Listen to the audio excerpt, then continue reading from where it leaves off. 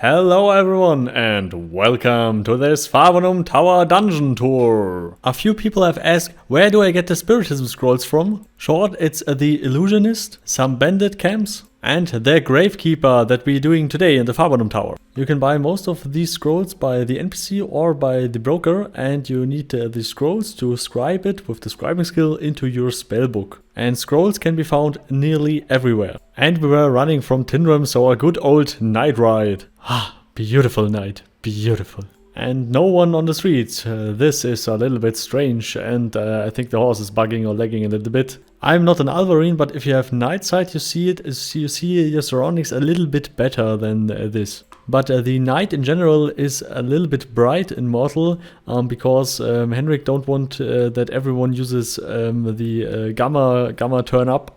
That you use your gamma slider and just crank up your gamma, and then you can see in the night. Then everyone is using it, and then Mortal looks like shit if you have the gamma slider up all the time. And Henrik said that doesn't make sense if we make really dark nights if you can see it anyway. So they decided to make the night brighter. But for example, the dungeons have pitch black pixels, so if you crank up your gamma in pitch black dungeons, you have no benefit, which is a good thing. And here we are on our way to the Fabernum Tower, and this is DrChaoz, one of the best cooks in the whole world. He discovered the grow food secret and he doesn't share it, which is understandable. I mean, he played Mortal on 1 with me 11 years. No wonder he's not sharing his cooking recipes. Yeah. And by the way, the Fabernum room tour about 9 months ago, there were no NPCs in the dungeon, so this is now a little bit more interesting. A few months ago, I guess 5 months ago or something like that, we went in here, but the Gravekeeper hasn't dropped any scrolls because the scrolls weren't in game then. But right now we try this again, and he was a little bit tough for 3 people, 4 people. It's always depending on how you fight. Yeah, I fast forwarded this a little bit because no one wants to see it the same way the second time if you have seen the other video. And no, sadly, the lever that we have discovered in the first video with the room tour, that has still no function. And I hope that Star World will implement traps and levers, and I don't mean the human traps, you know.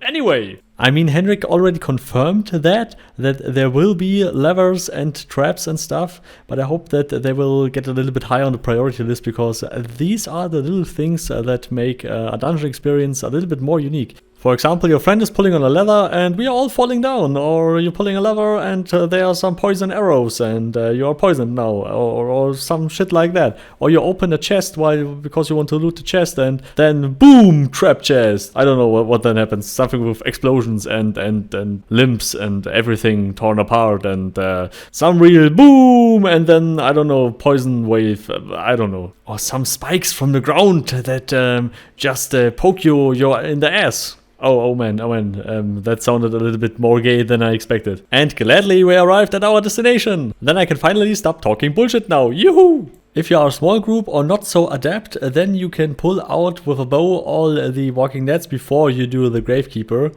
And don't fight the Gravekeeper in here, because the Gravekeeper has some AoE damage. So just one fighter is standing in front of the Gravekeeper. Or you can maybe time it that if he takes his fist and ram it in the ground before he does that, then get away quickly. For example, you will see it here. Yes, because if you stand in the radius, you will get pushed back and you get a lot of damage. And if you do this with 3 or 4 friends at the same time, that is not so good. And he does this really often, so you must take care. And must look closely when he's doing this animation. And if he just made the animation, then you can just poke him, because he will not likely do it again for the next 3 seconds. Sometimes it's also a little bit more like a chasing game. You need to chase him a little bit. And yeah, you really need to take care, because 3 times this attack and you're dead.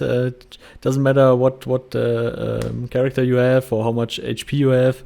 This more or less kills you. So let's look into the loot bag, and yeah, we have some magic materials and some gold. And we were training our high jumps again. Maybe for the next troll fight, who knows? Or the next teaser. Finishing dungeon end bosses with the shield jumping technique. For all who don't know this, if your friend has a shield and high strength and stuff, and you jump more or less to him, and he pushing you while you jump, then you're flying really high. Then we make some duels, because why not? Preparing yourself for PvP is always a good option. For me personally, I'm already lost in every PvP fight. I don't know. Sometimes not, sometimes yes. I don't know. I'm not a good player. Now a little PvP with my friend Moritz. My name is also Moritz, which is pretty awesome. So this is the Moritz force. Moritz versus Moritz. It can only be one Moritz. Oh shit, I'm such a PvP noob. I don't know what I'm doing. I don't know. I mean, this is a triple spear. I don't know. Can I? Oh, I made a lot of damage. Nice. I finally landed a hit. Oh, he's running. Oh, he's running. Come back, Moritz. Come back. Where are you going? Come back. You coward! Moritz says don't run away! What are you doing? What are you doing? Oh man, I need to undress my pants so that I can run faster. No, it's looking like I want to molest Moritz. Come on! Only one Moritz can take the throne of the Moritzes. He's healing up! He's healing up! Oh shit! I'm just too slow. But what you don't know is that running in combat mode is actually faster than running without combat mode. So I can sticky back him all the time and he doesn't know, it seems. Oh shit, there's a pillar. Okay, he is behind the pillar. Oh, okay. I'm just incredible in evasion. You don't even know that I'm in the room. And watching you while you're warming up the water for your ramen instant noodles. But now I will get him. I will outstamp him and I will pick him in the ass. And yeah, come on. Oh yeah, molesting from behind. Oh, that sounds not so nice. Okay, I must be careful now. Don't want to kill him. And I think I won. It doesn't matter if someone says you won or you lost. It's just a matter how you perceiving if you lost or if you won. So I feel I won, so I won. I guess that is pretty normal for the millennial generation. We are sometimes narcissistic assholes. And during the whole duel, we didn't wear any pants. That is how real mans duel. He with his tiny sword and I with my grand spear. And if you lost in a duel, you must run around like this. It's the emote squat, and if you press the numlock key, then you can run while doing the animation. This works with any animation, by the way. And then we killed the Gravekeeper again, and he nearly killed me again.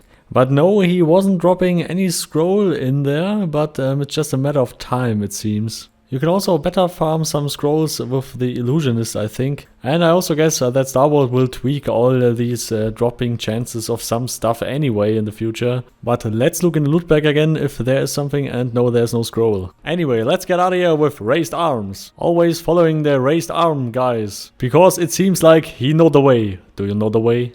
I hope that Star Wars will not change this, because I really like this, that you can make an emote and running while this, because it looks so silly and I love it. I really love it. It's so stupid. Also, the dancing animation Hot Pack is pretty funny, because then you dance and then you take out your arms, and then it looks like if you're running, then you can say, I'm in airplane mode. Anyway, I hope you liked this little adventure. So special thanks to all the channel supporters. In the right corner, Carmel. In the left corner, Professor and Donsky. And all the others. So please, if you like and subscribe, would be really awesome from you. And always remember to make Moritz hard, party hard. See you all next time. Goodbye.